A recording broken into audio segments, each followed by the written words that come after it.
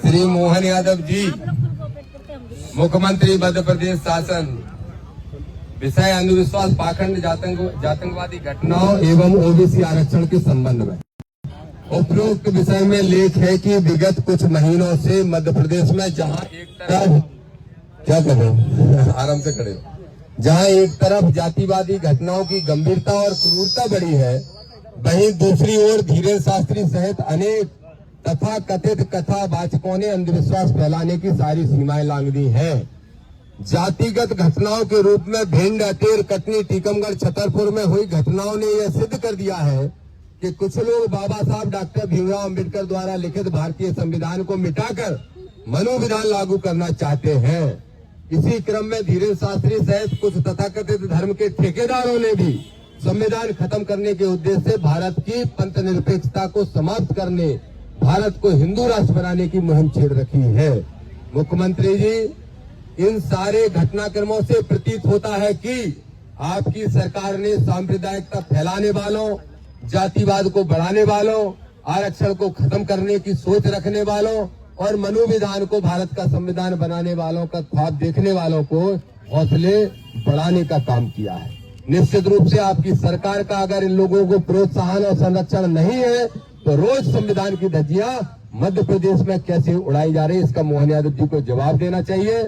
हम सभी दलित पिछड़ा समाज संगठन के साथी, सैकड़ों साथी संविधानवादी आज आपको ज्ञापन के साथ साथ भारतीय संविधान की प्रति भेज कर याद दिलाना चाहते हैं कि आप इसी संविधान की शपथ लेकर मुख्यमंत्री बने, जिसकी रक्षा करना आपका पहला कर्तव्य है। आपसे इस ज्ञापन के माध्यम से निम्न मांगे हम करते हैं, मांगे और बता देते हैं। पहली मांग बताना, जो मांग सही लगे उस पर जोर की ताली बजाना, ठीक नहीं लगे तो मत बजाना।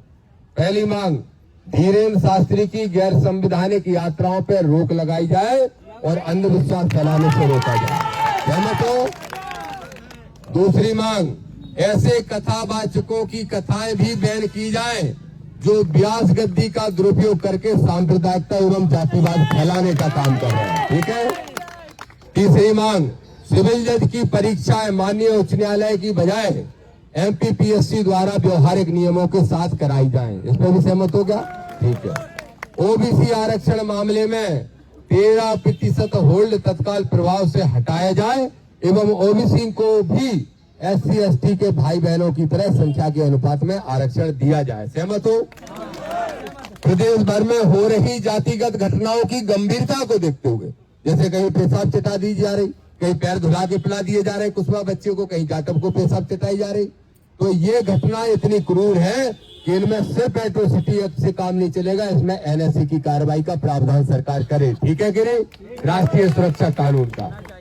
इसके अलावा ग्वालियर हाईकोर्ट परिसर में पूर्व से निश्चित स्थान पर भारतीय संविधान के रचयिता बाबा साहब डॉक्टर भीमराव अंबेडकर की प्रतिमा को स्थापित कर वर्गवाद की स्थिति को समाप्त किया जाए। ठीक है कि नहीं? प्राइवेट सेक्टर में भी आरक्षण लागू किया जाए एवं सरकारी नौकरियों में प्रमोशन में आरक्षण लागू किया जाए। सहमत हो क्या? अरे ताली नहीं बजा रहे हो, क्या सहमत हो? नहीं हो तो मना कर लो, हटा देंगे भी मांग। सहमत हो? अच्छा ठीक है। एक और है, एक डबरा में है एक नेताजी, किसानों की पैसे खा गया एक शुगर मिल और शुगर मिल की जमीन खा गए वो नेताजी सत्ताधारी। अब वहां नवग्रह मंदिर बना रहे हैं। नवग्रह कौन सा मंदिर? बोले नवग्रह मंदिर बन रहा है और धीरेन्द्र शास्त्री उसका उद्घाटन करने जा रहे हैं। तो हमारी मांग है मुख्यमंत्री से कि तत्काल प्रभाव से वो जमीन जो कि लीज पे दी थी एक शुगर मिल के लिए, तो लीज की जमीन को सरकार वापस ले और जिन किसानों का पैसा बकाया है उनमें प्लॉटिंग के रूप में वो जमीन बांट दी जाए। ठीक है कि नहीं? बस ये मांगे हैं। भारतीय संविधान की कॉपी के साथ साथ आपको ज्ञापन सौंपकर मांग करते हैं कि संविधान विरोधी बेलगाम तत्वों पर कार्रवाई सख्ती से की जाए, अन्यथा हमारा संगठन राजधानी भोपाल में संविधानवादियों के साथ लाखों लोगों को लेकर मुख्यमंत्री को घेरने के लिए विवश होगा। बोलो तैयार हो? ये मांगे हैं।